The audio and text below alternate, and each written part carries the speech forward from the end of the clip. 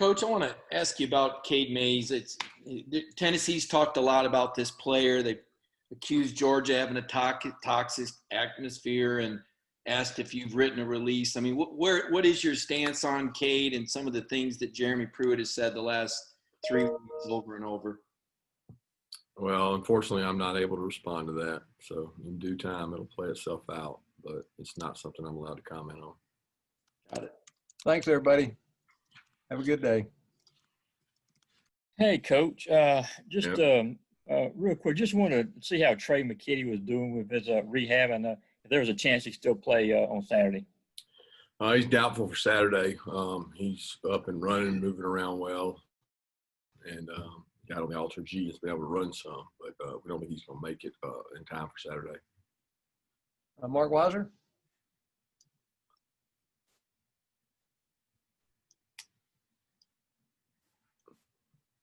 Mark Weiser.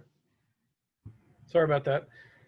Hey, Kirby. I want to ask you regarding the offense, how much influence in the direction that you all are taking it are some of the other elite teams that have had success with RPOs and spreading it out and the way the game seemingly has changed? I'm not sure exactly what you're asking. Can you say that again? I don't think the offenses that are highly successful are necessarily RPOs. I would disagree with that, but what are you asking again? The direction that the offense is heading under Coach Monken, is it influenced by some of the successes that other elite programs, have had offensively? Are you? I know you guys do a lot of studying in the off season of various programs. Yeah, it's built around what we think we can do and be most successful with the players we have. Certainly study a lot of teams that were successful offensively last year, as we do every year. Look what we have similar to other teams that might have something similar to us, meaning there's a elite receiver or elite tight end or maybe backs or a really good featured quarterback. I mean, whatever it is that we think we can simulate with the players we have that teams have been successful with. I think you have to be careful, though, when you talk about that, because our league is very different than many others. And the outlier for me would be obviously LSU last year, being what they did. And I think you can see on every Sunday what they had and what they were capable of with the ammunition they had. But I think everybody tries to copycat to an extent and do what people do well. And we have to build that around what we have and what we're capable of doing with what we have. Mike Griffith.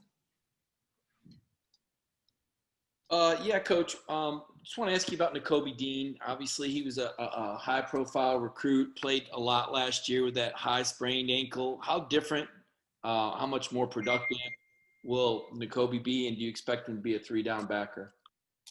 Yeah, Nico's had a really good fall camp. He's extremely intelligent. He's extremely competitive. He loves football. He's a great leader.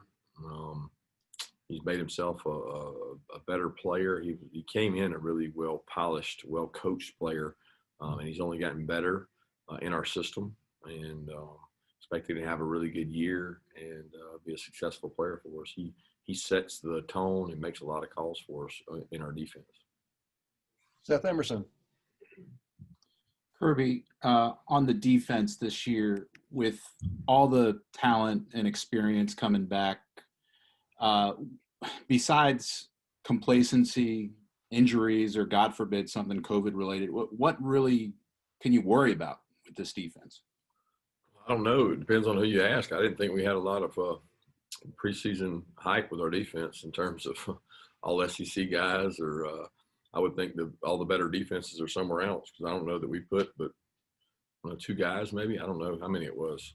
Richard and Jordan were the only two I noticed on any of the accolades. So for us to have all the great players, they're certainly not getting recognized that way. I think they played really hard last year. I thought our defensive staff did a tremendous job putting them in good positions. A lot of things we could do better from last year, which is create more turnovers, trying to create the havoc we talked about last year that we didn't get to do at the rate we would like to do it. I did think we played well in the red area, and we did a pretty good job on third downs. I mean, at the end of the day, we kept people from scoring. That was probably the most important stat there is. with the scoring defense we had. But I mean, what keeps us from doing that again? Probably ourselves and the teams we play, and potentially, what depends on what happens with offense too. Because if you're scoring a lot of points, a lot of times people are playing you different. We were in a lot of tight ball games last year, it seemed like, and probably some weather conditions that were favorable for the defense in terms of some tough weather conditions to play in throughout the year. Let's go to Chip Towers. Coach, I'm just going to ask the dreaded ouch question on the COVID thing, and I ask it in the context of, I'm sure you probably saw the news today about Notre Dame and Wake Forest, and obviously Notre Dame is a program like your own that's obviously going to have the latest and the best resources for combating this darn virus. I just wonder how that lands on you, and then the reality of, is anybody going to be out Saturday because of this or anything? It's not really a question that we're answering. I mean, I'm not going to discuss it and put anything out there if that's what you're asking. Is it a concern? It's a concern every time we test. I mean, I worry about the health and safety of the players at the first and foremost. Ron Corson and his staff have done a tremendous job educating our players. We start every meeting with an education process, and we've been pretty fortunate in terms of where other people are. But I don't even know what you're referencing with Notre Dame and Wake, so I may be out of the loop because I've been preparing for practice all day. Jay Rowe. Yeah, Kirby, I wanted to ask you about this offensive line, and you guys had to replace some really good players, and have you guys, you feel like you're settled in there with the five that you're going to kind of start with there at Arkansas, and what's been kind of their progression during preseason practice, strengths, struggles, those type of things? Well, it's tough to measure. I mean, they got some guys that played, obviously in the bowl game, and we've got some young players that I think are going to be talented that might not be ready yet, and we're trying to develop depth. And as you know, in the last 2 to 3 years here at Georgia, we haven't made it through the year without offensive linemen missing games, and a lot of guys going out in games and multiple guys going out during a game. So we've tried to, piecemeal that back and forth. If this guy's out, this guy's in. If he's down, he's here. What gets your best next player on the field? And that's always tough. It's really tough during a pandemic when you may not always have your full arsenal. So I'm proud of the way they've played. They played with toughness. They play hard. They block a really tough front every day. I think it's going to be important to our season success that we can get movement and run the ball up front. We struggled to do that last year, and that was probably one of the toughest things for us offensively, was to be able to run the ball. And we had a really experienced, talented offensive line. So we have to be able to run the ball to set up other things. And I'm proud of the way those guys have worked. And we probably got 7 or 8 guys that we feel comfortable rolling through there. Let's go to Dean Legge. Probably along the lines of running the ball, when you, at some stage, I guess, the quarterback, whoever that person may be, will run it. How do you make sure that, how do you make sure that person doesn't get hurt, or what's your worry level on that front? Yeah, you can't control it. I mean, there's no way we can control it. I mean, we have injuries every day at practice. There's a ankle sprain, a bruise, a contusion, a knee. It's a violent football's a violent sport. I mean, it's a contact sport, and there's injuries in it. So it's really not something you can control, and you really can't control it in games because quarterbacks are much more vulnerable during games than they are in practice. So it's always a concern for us, which is why you recruit hard, you develop, you establish a roster, you get guys ready. We're very fortunate that we have the ability to practice a lot of guys and develop them and try to get them ready. But it's always a concern about guys getting hit, especially guys that haven't been hit before. Brandon Sudge. Hey, Kirby. Actually, Jed May from Macon. I wanted to ask you about DeJuan. And, last year, what do you think he learned from Jake in terms of, leadership, taking command of a team on the field, all those types of things that might be helping him right now?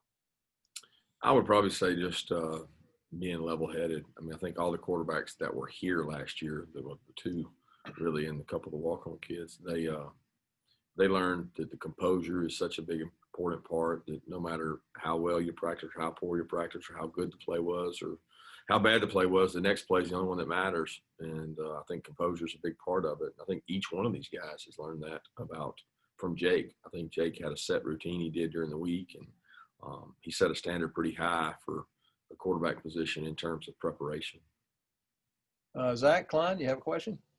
Hey, Coach, have you notified the player or the teams who will start at quarterback Saturday? What's that? I didn't hear your question. Have you notified the player or the entire team of who will start at quarterback on Saturday? I would say that's a team decision, and we keep our team stuff to ourselves. Thank you. Let's go to David Pascal.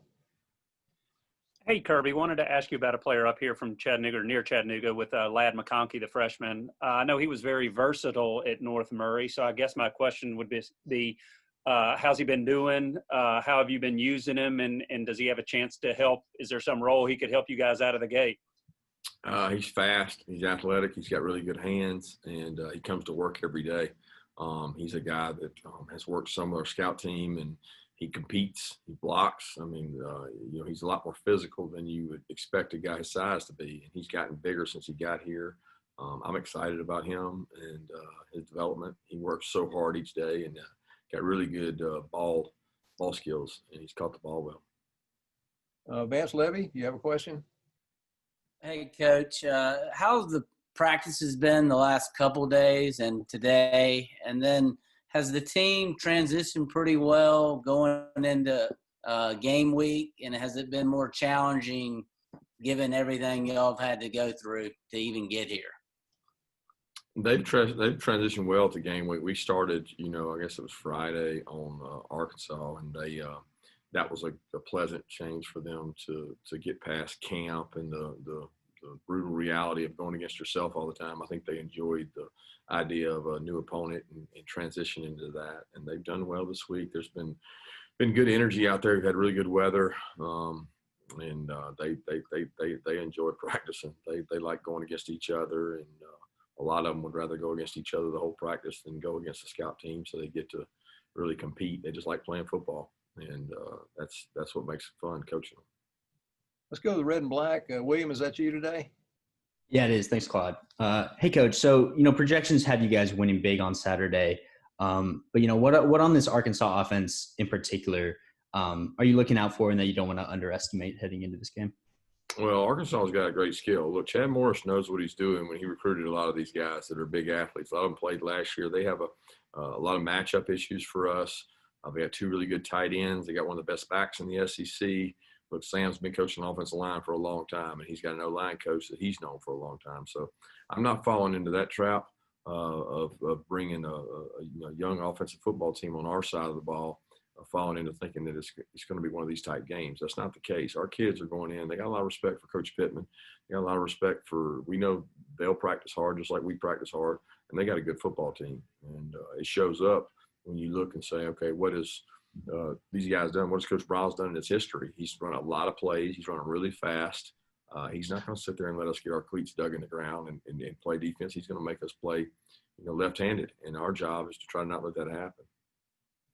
We've got time for about two more questions. Let's just open up. Anybody? Coach Smart, I was wondering if there's anything during a game week that helps you feel more comfortable, just a personal routine or process that you've always gone through either as a assistant or head coach?